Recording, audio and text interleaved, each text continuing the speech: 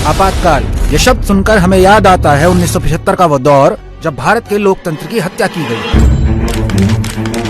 पर आपातकाल सिर्फ 1975 की कहानी नहीं है। आपातकाल एक मानसिकता है जिसमें कांग्रेस जीती आई है। सदियों की गुलामी के बाद सैकड़ों लोगों के अमर बलिदानों से जो भारत 15 अगस्त 1947 को आजाद हुआ, वो मात्र 28 सालों बाद 25 जून 1975 को आपातकाल के नाम पर एक बार फिर तानाशाही देखने को मजबूर हो गया। आपातकाल सिर्फ 2 साल की कहानी नहीं है, यह कहानी है 2 दशक में एक परिवार के पहले कांग्रेस पार्टी और फिर पूरे देश पर कब्जा जमाने की। इस कहानी की शुरुआत होती है 1947 में देश की आजादी के साथ। उस समय कांग्रेस में कद्दावर नेताओं की पूरी फौज हुआ करती थी, लेकिन अगले 10 सालों में लोकतांत्रिक मूल्यों के चैंपियन नेहरू ने पार्टी के सारे नेताओं को किनारे लगाते हुए पूरी पार्टी पर ही कब्जा जमा लिया।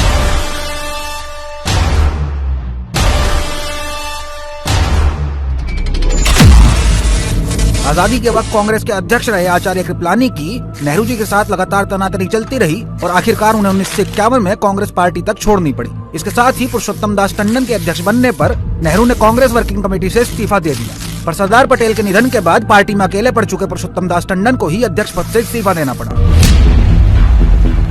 1950 के बाद कांग्रेस पार्टी पूरी तरह से नेहरू की छाया में चली गई।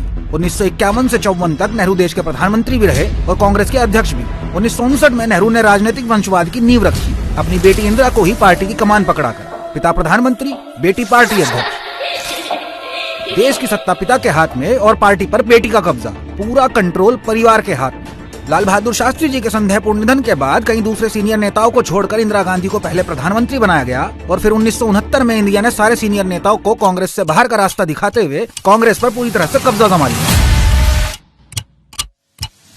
1969 तक आते आते इंदिरा गांधी के पास प्रधानमंत्री पद की कुर्सी और कांग्रेस पार्टी दोनों थी। अब बारी थी रास्ते में आने वाले दूसरे विरोधियों को कुचलने की, जिनमें नंबर 1 थी भारतीय न्याय व्यवस्था। चाहे राजभत्ता समाप्त करने का फैसला हो या बैंकों के राष्ट्रीयकरण का मामला, चाहे संविधान में 24वां संशोधन हो या केशवानंद भारती मामला, इन सब मुद्दों पर बार बार सुप्रीम कोर्ट और इंदिरा सरकार आमने सामने नजर आ रहे थे कि तभी वो तारीख आती है जिसने इस देश में घोषित आपातकाल की शुरुआत की। 12 जून 1975 को राजनारायण बनाम इंदिरा गांधी मामले में इलाहाबाद हाई कोर्ट ने इंदिरा गांधी को दोषी मानते हुए संसद से अयोग्य घोषित कर दिया और उनके किसी भी निर्वाचित पद पर रहने पर 6 साल के लिए प्रतिबंध लगा दिया। यहीं से घोषित तानाशाही यानी आपातकाल की शुरुआत हुई। कुर्सी न छूटे इसके लिए इंदिरा गांधी ने लोकतंत्र ही बर्खास्त कर दिया, वो जनतंत्र जिसे लाने के लिए सैकड़ों स्वतंत्रता सेनानी लड़ मरे। आपातकाल लगा तो विपक्ष की धरपकड़ शुरू हुई, क्योंकि न्यायालय के बाद दुश्मन नंबर 2 विपक्ष ही तो था। गरीबी और महंगाई के खिलाफ गुजरात और बिहार के छात्र पहले ही कई महीनों से सरकार के खिलाफ संघर्ष में कूदे हुए थे। मीसा और DIR जैसे कानून बनाकर 1 लाख से ज्यादा लोगों को गिरफ्तार किया गया। इनमें 11,000 विपक्षी नेता थे। जयप्रकाश नारायण, मुरारजी देसाई, चौधरी चरण सिंह, अटल बिहारी वाजपेयी, लालकृष्ण आडवाणी जैसे सभी प्रमुख विपक्षी नेताओं को गिरफ्तार कर लिया गया। सारे विपक्ष को जेल में डालने के बाद इंदिरा गांधी का अगला चाबुक चला देश के सबसे बड़े स्वयंसेवी संगठन राष्ट्रीय स्वयंसेवक संघ पर। आपातकाल की शुरुआत में ही कांग्रेस ने RSS पर प्रतिबंध लगा दिया, लेकिन इसके बावजूद संघ और संघ से जुड़े दूसरे संगठन 2 साल तक कांग्रेसी तानाशाही के खिलाफ भूमिगत आंदोलन चलाते रहे। ABVP के तब के प्रमुख छात्र नेता स्वर्गीय अरुण जेटली को 2 वर्षों तक कारागार में रखा गया, तो प्रधानमंत्री मोदी इस दौरान भूमिगत होकर आंदोलन को धार देते रहे। इमरजेंसी के खिलाफ संघ के इसी संघर्ष की वजह से दिसंबर 1976 में अपने एक अंक में द इकोनॉमिस्ट समाचार पत्र ने लिखा कि RSS विश्व का अकेला गैर वामपंथी क्रांतिकारी संगठन। इसके बाद इंदिरा सरकार का तीसरा गुस्सा फूटा प्रेस पर। प्रेस को कुचलने की ट्रेनिंग इंदिरा गांधी ने अपने पिता नेहरू से ही सीखी थी। वो नेहरू ही थे जिनके शासनकाल में अभिव्यक्ति की आजादी देने वाले संविधान के अनुच्छेद 19 में संशोधित करके उसे सीमित किया गया। नेहरू के खिलाफ कविता लिखने पर मशहूर शायर मजरूह सुल्तानपुरी को जेल जाना पड़ा था। उसी दौर में लता मंगेशकर के भाई हरदयानाथ मंगेशकर को अपनी रेडियो की नौकरी से इसलिए हाथ धोना पड़ा था क्योंकि उन्होंने वीर सावरकर की कविता को लयबद्ध किया था। नेहरू काल में दर्जनों किताबें प्रतिबंधित हुई, दर्जनों पत्रकार और अखबार निशाना बनाए गए, लेकिन अभी कांग्रेसी तानाशाही का असली चाबुक चलना बाकी था। अपने पिता से प्रेस की कमर तोड़ने की ट्रेनिंग पाई इंदिरा ने प्रेस सेंसरशिप का काला दौर पूरे 2 साल तक चलाया। अखबार छापने से पहले सरकार उसकी एक-एक लाइन पढ़ती थी। इस दौरान अखबारों ने अपने एडिटोरियल पेज को खाली छोड़कर अपना विरोध जताया। कितने ही अखबारों के दफ्तर बंद कर दिए गए, पत्रकारों की धरपकड़ शुरू हुई, यहाँ तक कि विदेशी अखबारों के पत्रकारों की गिरफ्तारी और उनका देश निकाला शुरू हो गया। एक तरह से पूरा भारत एक जेल बन चुका था। आपातकाल के दौर में गांधी परिवार देश को मुगलिया दौर के बादशाहों की तरह चला रहा था। आम जनता के लिए आपातकाल का सबसे भयावह चेहरा नसबंदी के रूप में आया। कांग्रेसी सरकार के दमन का अंदाजा इस बात से लगाया जा सकता है कि केवल एक वर्ष में 60 लाख पुरुषों की नसबंदी कर दी गई।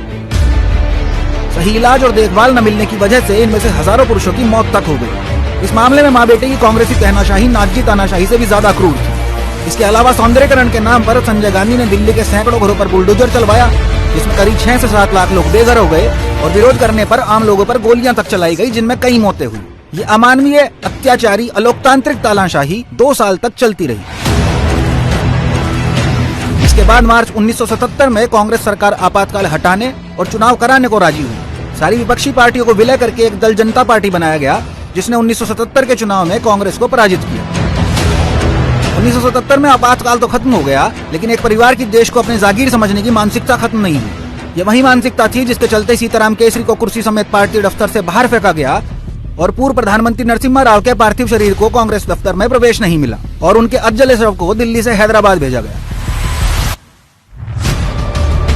1997 से 2017 तक 20 साल सोनिया गांधी कांग्रेस की अध्यक्ष रही और इसी दौरान कांग्रेसी शहजादे को आगे बढ़ाने के लिए एक के बाद एक दूसरे युवा कांग्रेसी नेताओं को बाहर का रास्ता दिखाया जाता रहा। इसलिए जो कांग्रेस 1975 में कोर्ट, विपक्ष और प्रेस का गला घोट रही थी, वही कांग्रेस आज भी चुनाव हारने पर भारत के लोकतंत्र, भारत की निर्वाचन प्रक्रिया और चुनाव आयोग का अपमान करती है। कोर्ट से मिली सजा का राजनीतिकरण करती है, भारतीय सेना से सबूत मांगती है, प्रेस को गोदी मीडिया कहकर अपमानित करती है और एक के बाद एक लगातार देश से गद्दारी के प्रमाण देती है। किसी गरीब के घर में पैदा हुआ व्यक्ति भारत का प्रधानमंत्री कैसे बन सकता है, इसी सामंतवादी सोच का बार बार परिचय देती है। क्योंकि इस शाही परिवार को लगता है कि इस देश पर राज करने के सारे अधिकार सिर्फ उसी के पास हैं। साल दर साल, पीढ़ी दर पीढ़ी बस एक ही परिवार, और इस घमंड के लिए चाहे देश के लोकतंत्र का गला घोटना पड़े, देश विरोधी ताकतों से हाथ मिलाना पड़े, संवैधानिक संस्थाओं को अपमानित करना पड़े और चाहे जनता से ही विश्वासघात क्यों ना करना पड़े, लेकिन भारत देश शाश्वत है। इसके लोकतांत्रिक मूल्य शाश्वत हैं, जिनकी रक्षा के लिए भारत की 140 करोड़ जनता सदियों से लड़ती आई है और आगे भी एक परिवार की तानाशाही सोच के खिलाफ खड़ी होती रहेगी।